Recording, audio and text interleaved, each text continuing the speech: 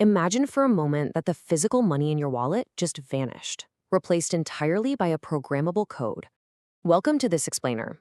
Today, we're unpacking a massive global transition, the shift from physical cash to central bank digital currencies, or CBDCs.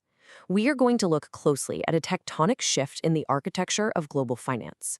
We'll methodically break down the raw data, the underlying mechanisms, and the intelligence gathered from a vast array of central bank documents, research papers, and legislative responses. Let's dive right into the core story of our investigation. We're looking at a profound tension between your financial privacy and macroeconomic visibility. In the race to digitize the global economy, the world's major nations are quietly designing an entirely new form of money. And make no mistake, this isn't just about paying for coffee with your phone. It is about fundamentally re-engineering the central ledger of human transactions. The key revelation here is the sheer scale of this conflict. You have governments prioritizing total financial oversight on one side, and on the other, a resistance of cryptographers trying to build cash-like privacy into the code itself. To truly understand the scale of this event, we have to methodically look at the numbers. 134. That is the staggering number of nations currently exploring central bank digital currencies. Just let that sink in for a second. To put this in perspective, these nations represent a massive 98% of the global GDP.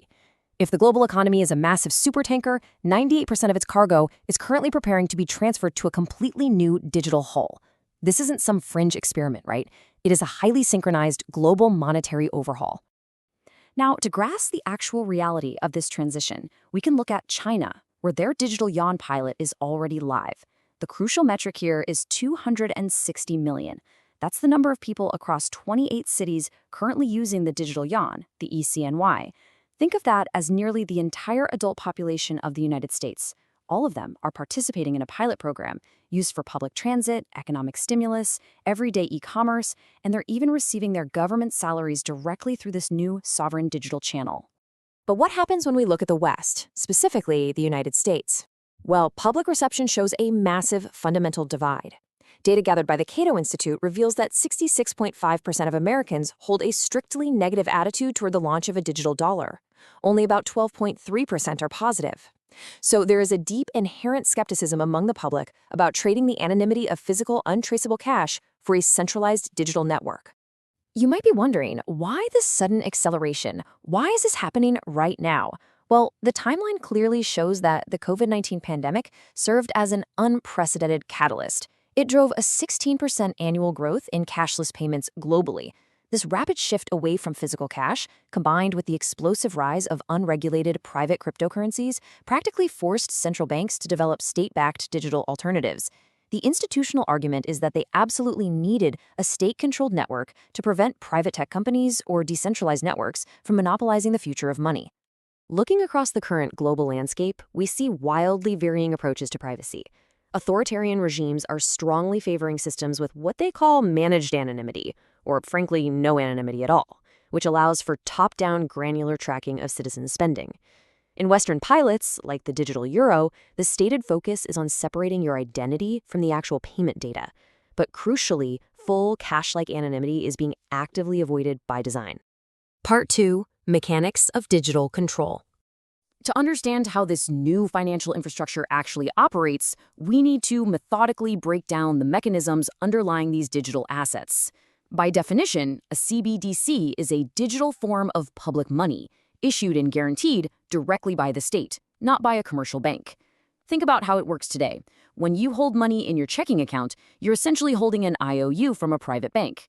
A CBDC shifts that ultimate ledger directly into the hands of a government central bank. It becomes a direct, programmable claim on the state itself. To truly grasp the significance of this mechanism, we have to define central bank reserves. Historically, this is the money that private banks hold with the central bank to settle massive transactions with each other. Think of it as the wholesale plumbing of the financial system. Everyday retail citizens only ever interacted with the retail faucets, the commercial banks. Retail CBDCs threaten to completely bypass those retail faucets, connecting you, the citizen, directly to the central wholesale ledger. Now, the architecture of these CBDCs dictates exactly who holds your data. It's all about the data flow. In a direct model, the central bank has a terrifying single-cell view of all user accounts, with every single transaction flowing to the center. Conversely, indirect or hybrid models use a two-tier system. They place commercial banks as a buffer between the citizen and the central bank. It's an architectural choice, but it's one that dictates the exact level of privacy you get to keep. Section 3, Project Tourbillon and eCash. Now, this is not a one-sided story. Engineers and cryptographers are actively fighting back, attempting to build cash-like privacy protocols directly into the code. The timeline of this resistance is fascinating. It actually goes way back to 1982, when cryptographer David Chaum proposed the original eCash design. Decades later, as China began researching the digital yuan in 2014, Western engineers scrambled for an alternative. This all culminated in 2023, when the Bank for International Settlements revived Chaum's concepts under a highly advanced experiment called Project Tourbillon. Their goal? To prove that absolute payer anonymity is technically possible. Project Tourbillon anchors on a really crucial engineering dilemma.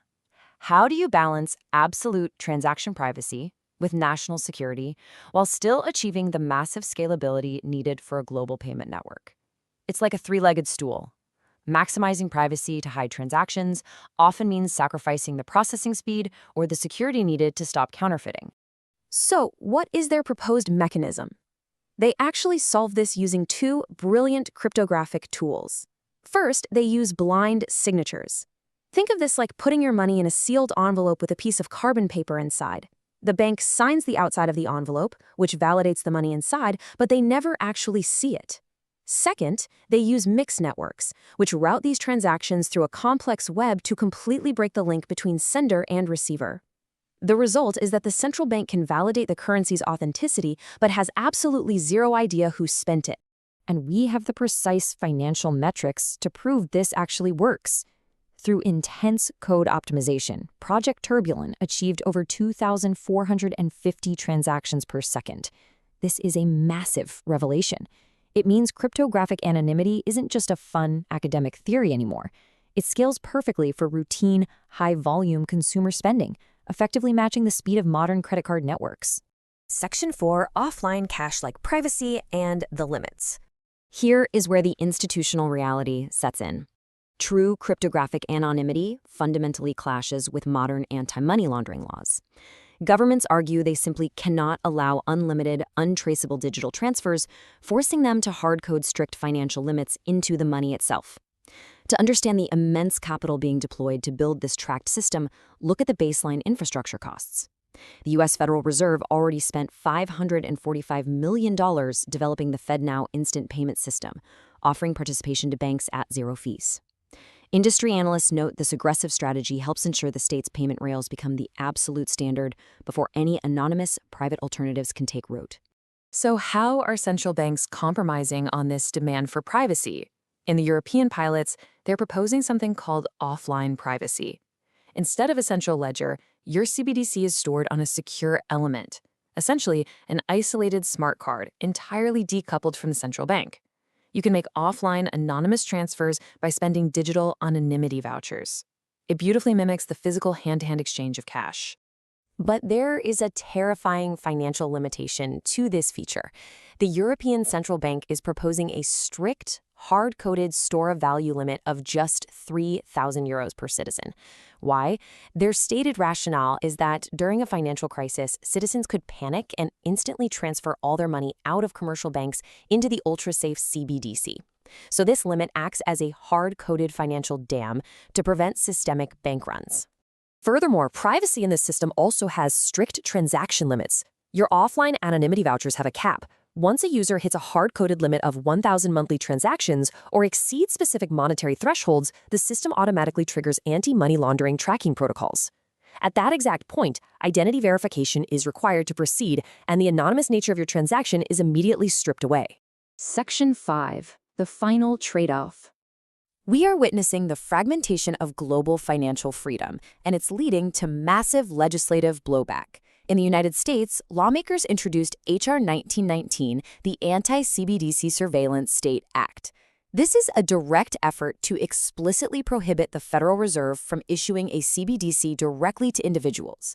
Proponents of the bill argue it's absolutely necessary to prevent the central bank from becoming a retail surveillance tool, firmly stating that any such issuance requires explicit, authorized legislation from Congress. Let's look at the rationale for these firewalls, which is tied directly to statements from the central bankers themselves. Take a listen to this quote from Fabio Panetta, an ECB board member. He stated clearly that the digital euro will have savings and transaction limits to prevent people from moving their money out of financial intermediaries. Critics rightly point to statements like this as evidence that mass surveillance and baked-in transaction limits are not bugs in the CBDC system. They are the defining structural features designed to protect the existing banks. Which leaves us with the ultimate question as we close out this intelligence brief. We've methodically broken down the data, the precise metrics, and the hidden mechanisms. The architecture for programmable money is being laid globally right now. So, as central banks hard-code the limits of our financial freedom, are you willing to trade the absolute privacy of physical cash for the mandated convenience of a digital leash? Thank you for joining me. Keep asking questions and keep looking at the data. So while markets rise and fall, systems like this quietly move billions behind the scenes, hidden from the public, hidden from scrutiny, and sometimes hidden from the law itself. Because in global finance, the most powerful forces are rarely the most visible. And this is just one of the systems used by the unseen elite.